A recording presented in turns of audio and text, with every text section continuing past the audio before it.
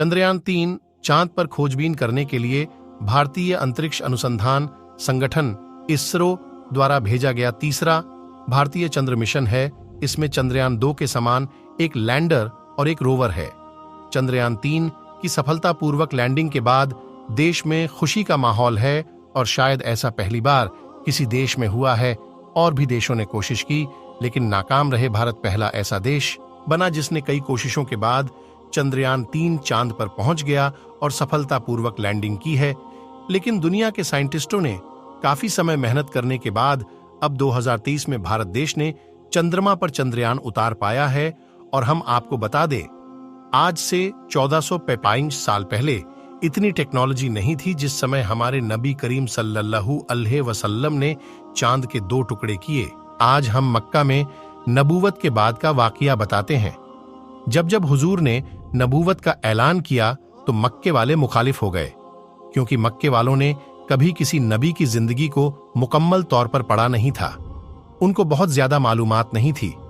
नबी के हवाले से उनको इतना पता था, हमारे बाप दादा नबी इब्राहिम और इस्माइल अलैहिस्सलाम, लेकिन उनको बहुत ज्यादा मालूमात नहीं थी। जो बातें नस्लन पता थीं वही और अक्सर को उन्होंने भुला दिया था। ऐसे में मक्का वालों ने बहुत सारी बातें की लेकिन हर मामले में वो जेर हो गए। मक्के वालों ने आपस में मशवरा किया कि एक काम करना चाहिए, जो नबूवत के मुतालिक मालूमात ज्यादा रखता हो उसको बुलाया जाए और उनके सामने बैठाया जाए और उनसे बातें की जाए। तो अबू जल ने कहा, यमन में मेरा एक दोस्त रहता है और उसका नाम हबीब है। मैं हबीब को खत लिखता हूं और कासिद को रवाना करता हूं। कासिद जाएगा और हबीब को अपने साथ लाएगा और हबीब मेरा दोस्त आएगा। वह बहुत होशियार है, वह बहुत चालाक है, वह बहुत अक्ल वाला है। अच्छे अच्छों की बात करने की हिम्मत नहीं होती उसके सामने और वह बातों के दावपेज में लोगों को। फिर अबू जहल ने अपने दोस्त जिसका नाम हबीब है उसको खत में लिखा। हबीब को जैसे खत मिला उसने खत पढ़ा। खत में लिखा था, मेरे दोस्त, हमारी तुम्हारी पुरानी दोस्ती है, हम एक मुश्किल आन पड़ी है। तुझे बहुत मालूमात है नबी और नबूवत के बारे में। आकर इससे बात कर, हमारा ही रिश्तेदार है, उसका नाम मोहम्मद है। उसने कभी झूठ नहीं बोला, उसने कभी किसी की अमानत में खयानत नहीं की। सारी बातें उसने लिखीं और लिखने के बाद कहा, जल्दी आओ और उसको आकर के ऐसा फंसाओ तुम्हारी बातों का जवाब ना दे सके, वो लाजवाब हो जाए। फिर हम मक्के में उसके पूरे मिशन को खत्म कर दें। जैसे ही हबीब ने पूरा खत पढ़ा तो तेज रफ्तार से कासिद के साथ चल दिया और वह सीधे मक्का में आया। तो पूरे मक्के में जश्न का माहौल था। हबीब इतना चतुर चालाक इंसान है कि बड़े बड़ों को अपने बातों के दावपेच में फंसा लेता है। वह हर तरीके से बात कर लेता है। कोई शायरी में बात करें, शायरी में करता है, हर तरह बात करना जानता है। हबीब आ गया है, मोहम्मद अरबी को लाजवाब कर देगा। हबीब शाम के वक्त आया और हुजूर को इत्तला दी गई, एक बंदा आया है, क्या आप इससे गुफ्तगू कर सकते हैं? हुजूर ने कहा, बिल्कुल कर सकते हैं। कौन क्या बात करना चाहता है? हुजूर ने कहा, ठीक है, चलो बात करते हैं। आज मक्का के बड़े बड़े गुंडे बदमाश बहुत खुश थे कि मोहम्मद अरबी के सामने ऐसे को लाए हैं, उसका जवाब नहीं दे पाएंगे।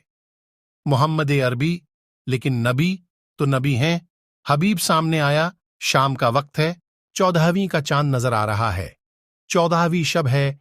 चांद की दूधिया रोशनी मक्के की जमीन पर पड़कर मक्के के रेगजारों को जगमगा रही है। जब दूधिया रोशनी मेरे नबी के चेहरे पर पड़कर नूर हासिल कर रही है तो देखने वाले पता नहीं कर पाते कि रोशनी इधर से आ रही है या उधर से, क्योंकि चांद पर तो दाग है और उनका चेहरा साफ है। हबीब ने कहा, नबी अरबी से आपने ऐलान नबूवत किया है, आपने नबी होने का दावा किया है? तो नबी ने कहा, हां, मैं अल्लाह का नबी हूं। जब मेरे करीम आका ने कहा तो हबीब ने कहा, ए मोहम्मद अरबी, मैं आपसे 2 सवाल करना चाहता हूं। पहले मैं एक सवाल करूंगा, उसका जवाब मिलने के बाद मैं दूसरा सवाल करूंगा। आका नबी करीम ने फरमाया, बोलो पहला सवाल तुम्हारा क्या है? हबीब ने कहा, ये जो चांद चमक रहा है इसके 2 टुकड़े कर दो। मेरा पहला सवाल ये है, इसके बाद मैं दूसरा सवाल करूंगा, और ये भी पूरा कर दिया तो हम आपको नबी मान लेंगे, तुम्हारी नबूवत का इकरार कर लेंगे। اس لیے جو جادوگر ہوتا ہے وہ دنیاوی چیز انسانوں پر جانور پر جادو کر سکتا ہے، لیکن آسمان پر نہیں، چاند پر نہیں۔ میرے نبی مسکرائے اور پہاڑ پر چڑھے۔ اس پہاڑ کا نام جبل ابو کویس ہے۔ ابو جہل دل ہی دل میں خوش ہو رہا تھا۔ اتنا مشکل سوال کر دیا، کتنا ہوشیار ہے، ابھی بھی اپنی میرا دوست اتنا مشکل سوال کیا۔ لیکن میرے نبی مسکرائے۔ تبھی مکے کے لوگوں کی نگاہ چاند طرف ہوئی۔ میرے نبی نے اشارہ کیا، چاند کے 2 ٹکڑے ہو گئے اور چاند کا ایک حصہ پہاڑ کے اس طرف اور دوسرا اس طرف ہو گیا۔ تو مکے والوں کی آنکھیں پھٹی کے پھٹی رہ گئی، لیکن پھر بھی یقین نہیں کیا۔ میرے نبی نے فرمایا، جو لوگ یہاں سے دور جنگل میں ان سے جا کر پوچھو، بلکہ پوری دنیا میں اس وقت جن جن لوگوں نے چاند پر دیکھا تو سب نے چاند کے 2 ٹکڑے دیکھے۔ یہی ہے ہماری نبی کا 1400 سال پہلے کا معجزہ۔